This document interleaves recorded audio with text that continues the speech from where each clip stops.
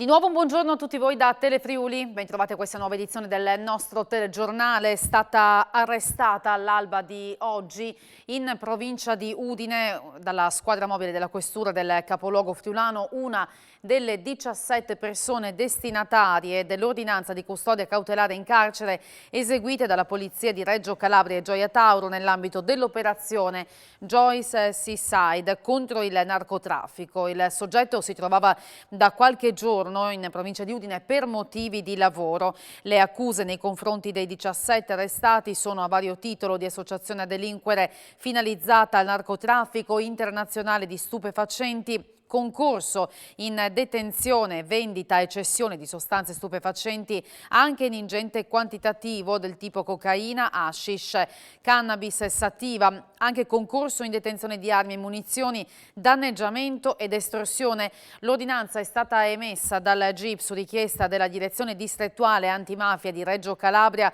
al termine dell'indagine condotta dalla squadra mobile e dal commissariato di Gioia Tauro, coordinata dal procuratore Giovanni Bombardieri e dall'aggiunto Gaetano Paci. L'inchiesta ha dimostrato come il lungomare di Gioia Tauro, di Rione Marina, erano divenute enclave roccaforti della cosca disarticolata con il blitz di questa mattina. Nel corso delle indagini gli agenti della questura hanno sequestrato ingenti quantitativi di droga e di armi e localizzato piantagioni di cannabis anche in pieno centro a Gioia Tauro. Nessuno degli episodi contestati ha riguardato il territorio della nostra regione.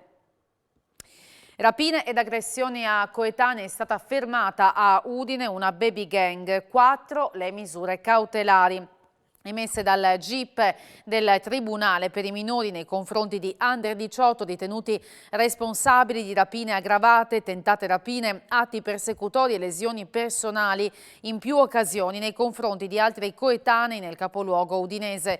Le ha eseguite la Polizia di Stato della Questura di Udine, che lavora questa operazione chiamata Generazione Z dallo scorso ottobre. I minori agivano in prevalenza in luoghi frequentati da ragazzi come fast food, giardini pubblici, stazioni delle corriere e dei treni. A finire nel mirino dei giovani under 18, sia italiani che stranieri, a volte con la complicità di ragazzi maggiorenni che si muovevano in gruppi omogenei, interscambiabili. Individuata la vittima, che si sentiva minacciata dal branco, la baby gang la costringeva a subire passivamente la volontà degli aggressori per evitare conseguenze ancora più gravi. Tra gli episodi ci sono rapine, strappo al collo di una collana, poi rinvenuta al comproro, lesioni e minacce con pugni e calci per impossessarsi di un orecchino del cellulare. In un'altra circostanza la vittima è stata spintonata contro una delle vetrine, bloccata e colpita al volto con un pugno, obbligata a consegnare un borsello di marca anche con minacce.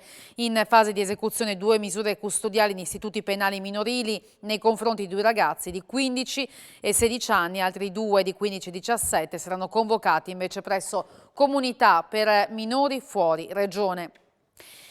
La scorsa notte 2 distributori e 2 negozi tra Martignacco, Maiano e San Giovanni sono stati presi di mira da una banda di ladri che ha agito molto rapidamente, facendo poi perdere le sue tracce, dileguandosi a bordo di un'auto di grossa cilindrata. 4 spaccate questa notte in provincia di Udine. Con ogni probabilità si tratta sempre della stessa banda che ha agito tra le 2 e le 5 utilizzando una vettura di grossa cilindrata. Il primo colpo al distributore Conad di Martignacco, dove utilizzando un'escavatrice rubata la banda della ruspa ha battuto le colonnine del self-service. I ladri se ne sono andati però a mani vuote, ma i danni all'impianto sono notevoli. Poi a Maiano, prima la vettura lanciata a tutta velocità contro la vetrata del bar Mio, dove sono state rubate sigarette e denaro contante per circa 3.000 euro. A poca distanza la seconda spaccata nel negozio Dr. Phone con le medesime modalità di azioni e ingenti danni. Quindi il quarto raid nel distributore Esso di via Nazionale a San Giovanni al Natisone. Utilizzando un estintore i ladri hanno spaccato la vetrata e hanno rubato dall'ufficio della pompa di benzina attrezzature informatiche, alimentari e il fondo cassa.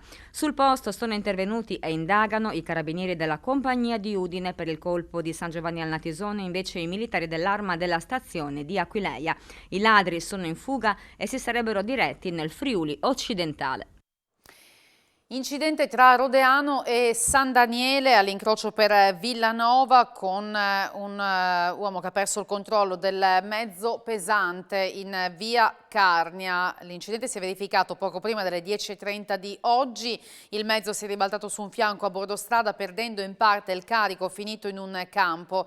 Sul posto ambulanza, elicottero sanitario, vigili del fuoco per i rilievi, accertamenti e viabilità, gli agenti della polizia locale insieme ai carabinieri. Il conducente è rimasto ferito ed è stato trasportato in ospedale con l'ambulanza.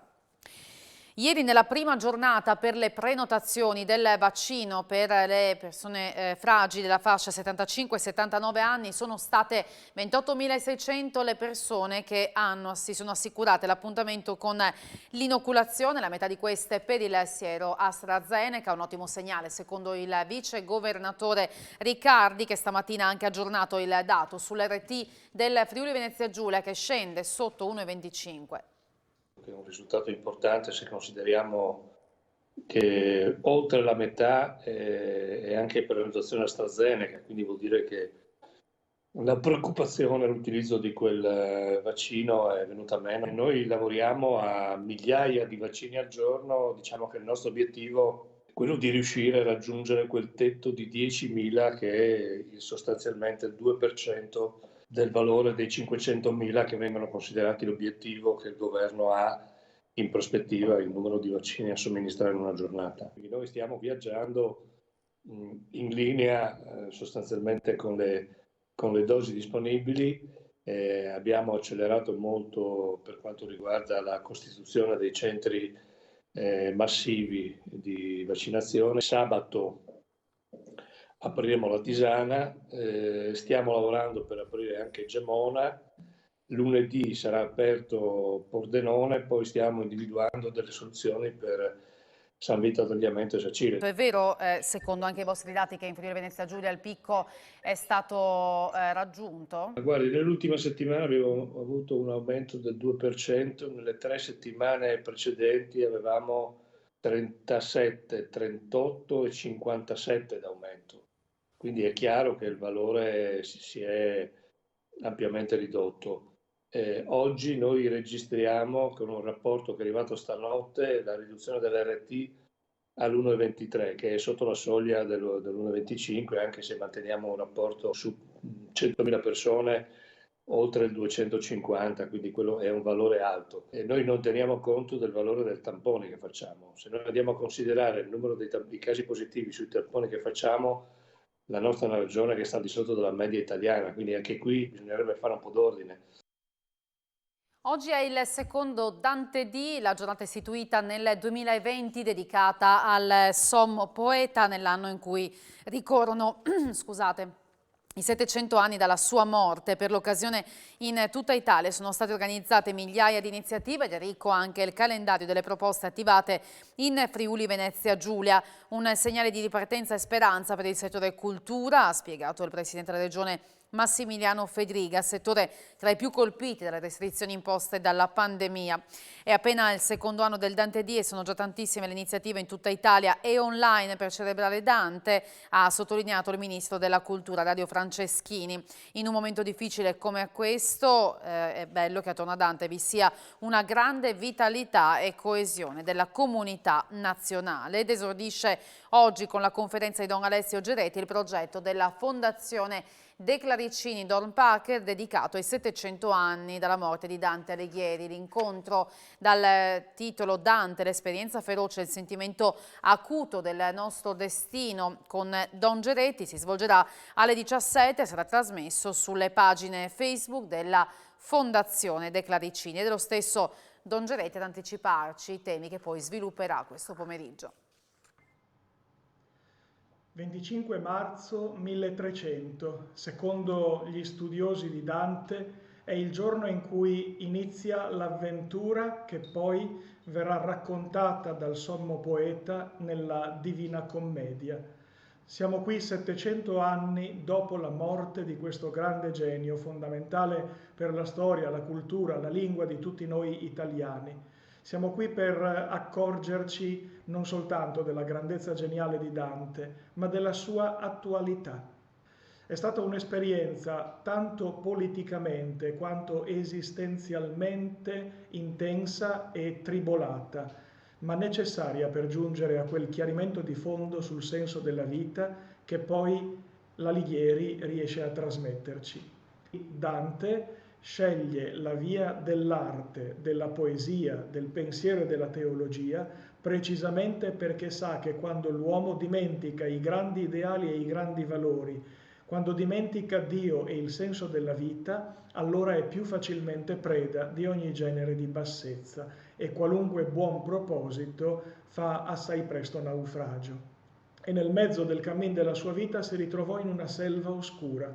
Per fortuna la luce della fede lo ha condotto fuori, ripensando all'insegnamento degli antichi, di cui Virgilio è un esponente sommo, e ai santi di casa sua e della tradizione cristiana, di cui la stessa Beatrice è l'esponente di punta. E così Dante ritrova il sentiero che porta, dopo tanta oscurità, a rivedere le stelle.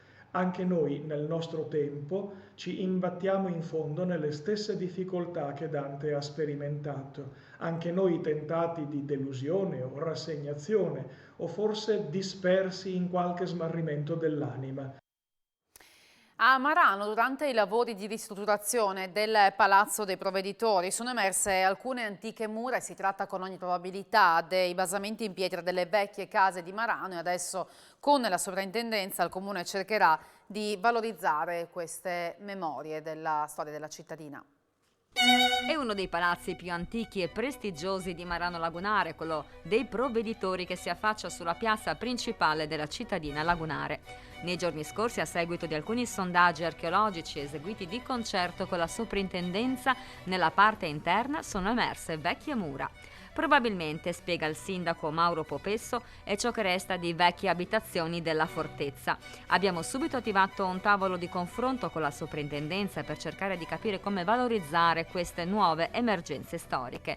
Acquisito dal Comune nel 2016-2017, il Palazzo dei Provveditori è destinatario di un finanziamento di 550.000 euro, di cui 400 erogati dalla Regione, vincolati per la sua messa in sicurezza e per la ristrutturazione. Una volta ultimati questi lavori, spiega il primo cittadino, sarà utilizzato come nuova sede del Museo Archeologico di Marano Lagunare, che al momento è ospitato al primo piano del centro civico, in un punto purtroppo poco visibile al turista. Queste nuove scoperte valorizzano ulteriormente un edificio di grande importanza dell'antica fortezza di Marano, di cui poco ormai resta visibile, come il basamento della ex fabbrica Maruzzella e i basamenti delle mura che circondavano Marano prima del loro abbattimento a seguito di una pestilenza. Tra poco l'appuntamento con A Voi la Linea. Grazie per aver seguito il nostro telegiornale. Arrivederci.